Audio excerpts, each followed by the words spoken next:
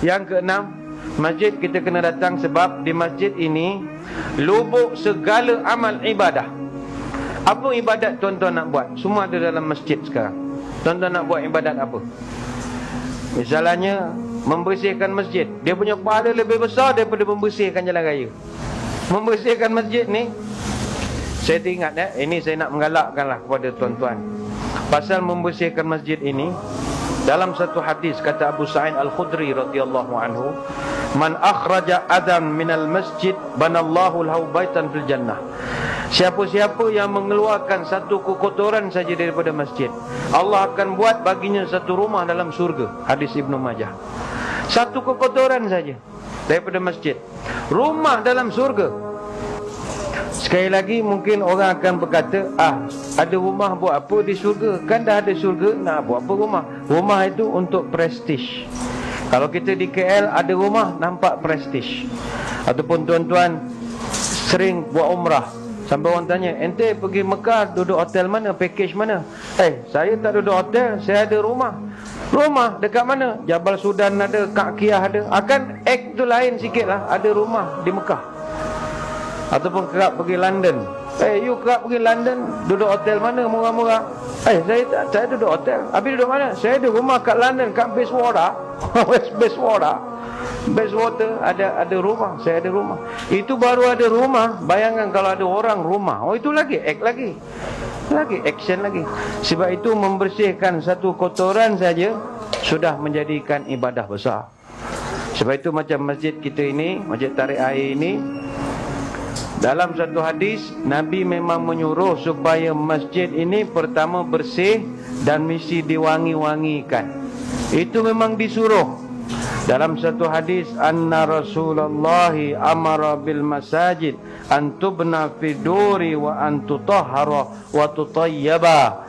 Nabi menyebutkan bahawa, kata sahabat, Nabi sering memerintahkan supaya masjid itu dibina di kawasan yang ada orang, kawasan penempatan. Jangan buat atas bukit yang tak ada orang.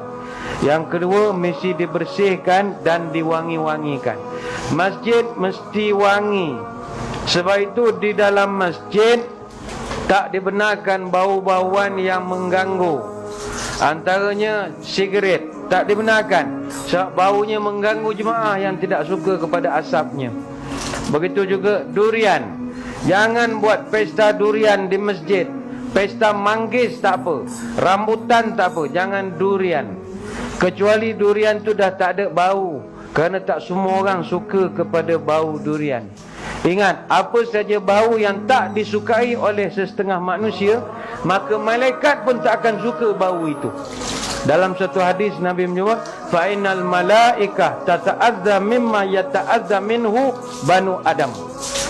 Malaikat dia akan terganggu dengan bau-bauan yang mengganggu anak-anak Adam. Hadis Muslim.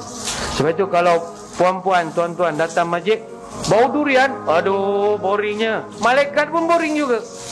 Okeylah, aku pun boring, dia pun keluar. Tak ada rahmat. Puan-puan masuk masjid, bau rokok, sigaret, Marlboro. Wah, bau rokok lah dalam masjid. Malaikat pun sama. Lah, bau rokok, jom balik. Tak ada rahmat hari tu. Sebab itu, masjid mesti sentiasa wangi. Wangi tu pasanglah apa-apa, tak ada masalah. Bohor boleh, MBPO boleh, apa-apalah.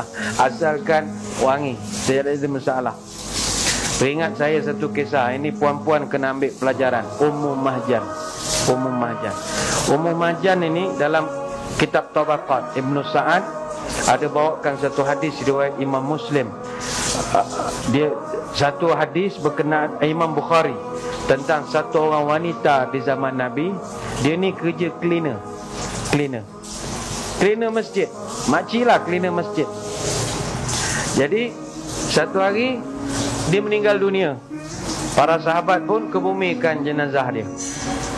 Hari esok Nabi pandang-pandang masjid, Nabi tengok makcik ni tak ada. Lantas Nabi tanya kepada sahabat, mana makcik yang selalu cuci-cuci tu? Macam kat office kan ada cleaner Saya selalu kalau dekat masjid, Cleaner tu semua saya panggil dia Nora je semua. Saya tak tahu nama sangat, panggil Nora. Sebab baju dia belakang ada tulis Nora. Saya pun tak tahu Nora tu apa. Syarikat cuci tu agaknya. Terpanggil Nora je lah. Nora ni Nora. Semua Nora je lah saya panggil, senang cerita. Dia pakai baju cleaner tu, panggil Nora, mari sini. Jadi Nabi tengok, mana pergi cleaner, tak ada. Nabi pun tanya, mana pergi? Dia jawab oleh sahabat, oh dah meninggal ya Rasul. Kami semua dah kumikan dia. Nabi berubah muka. Apa tak beritahu sama aku? Kata sahabat, ya Rasul, cleaner je pun. Bukannya JK masjid. Bukannya ketua Dewan Muslimat ke, tak ada. Cleaner je. Kata Nabi, walaupun dia cleaner, dia telah buat satu amalan yang begitu mulia sekali. Tunjukkan aku mana kubur dia. Kata para sahabat, inna hadhil kuburu mamlu'atun zulmatun ala ahliha wa inna Allah yunawwiruha lahum bisalati alaihim. Hadis Nasa'i pula. Kata sahabat, Nabi bila sampai ke kubur tersebut, lantas Nabi pun berdoa.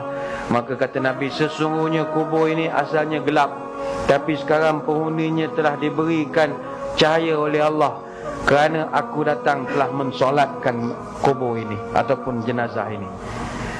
Yang cuci, yang Nabi semayangkan ini, cuci masjid saja. Sebab itu puan-puan khususnya, janganlah ingat kita datang masjid, kemas-kemas, cuci-cuci, tak ada besar pahala. Besar pahala di sisi Allah. Dan bagi tuan-tuan pula, cuci masjid ini bagus untuk buang sifat sombong. Buang sifat sombong. Ni depan ni macam-macam, pangkat besar, jawatan ada, gelaran, peringat melentang sana sini. Kadang kalau tak kontrol, tak ada tasawuf, boleh jadi sombong. Kita takut kita mati dalam kesombongan itu. Jadi cara nak buang sombong, datang cuci masjid. Cuci bukan masjid, tandas masjid. Ada satu cerita, ini bukan cerita politik lah, tapi nak menggambarkan kita boleh ikut mana yang baik. Saya ada kawan nama Ustaz Datuk Syarhan. Syarhan ni dia penceramah, masa yang sama dia boleh umat orang lah. Dia cerita pada saya. Jadi cerita ni berlaku pada dia. Dia cerita pada saya. Artinya ceritanya sanad mutawatir lah. Sebab dia yang cerita pada saya. Saya cerita pada tuan-tuan, mutawatir lah. Kata dia panggil saya Bear. Bear tu bukan makna beruang. Bear tu abang. Kan tuan-tuan pelik pula, apa dia panggil beruang kat ustaz? No, Bear tu abe. Abe dia kata, Bear. Kawan dia kata. Ada sekali, ni cerita Menteri Besar Kelantan yang dulu. Tuan Guru Ni Aziz. Ini bukan cerita politik, cerita ambil intibar. Dia kata kawan balik ke Kelantan, sampai pukul 3 pagi, parking kereta, pergi masjid. Pergi masjid Pulau Melaka, Kampung Melaka begitulah. Dia parking di situ. Masa tu pukul 3.30 pagi. Dia berani, kalau kita 3.30 tak berani dah iktikaf masjid. Dia orang berani, dia duduk masjid. Dia kata lebih kurang pukul 4 pagi, dekat tandas bunyi ada orang berus tandas. Zuzra, zuzra, zuzra. Kalau kita lari ya, dia tak, dia pergi tengok. Dia tengok-tengok, dia buka pintu, rupanya Menteri Besar Kelantan tengah cuci jamban. Sungguh-sungguh. Dia pun tanya, mana Tok Guru? Mana Tok Guru? Cuci jamban? Lah, cuci jamban. Jawab gitu. Apa cuci jambannya? Dia kata, hamba bukan cuci jamban, hamba cuci sifat sombong. Habis tu dia pun tanya, sudah lah. Dia pun sembang, sombong apa? Tok Guru ni bukannya sombong, ramai lagi orang lain sombong. Tak, dia kata, saya ni orang lain yang berhormat, saya yang amat berhormat. Saya besar lagi, saya punya pingat banyak pada orang. Orang lain datuk je, saya Tuan Guru Datuk Bentara Setia Haji Nik Abdul Aziz bin Nikmat. Orang salam saya bukan salam sebagai menteri besar, salam sebagai Tok Guru ada.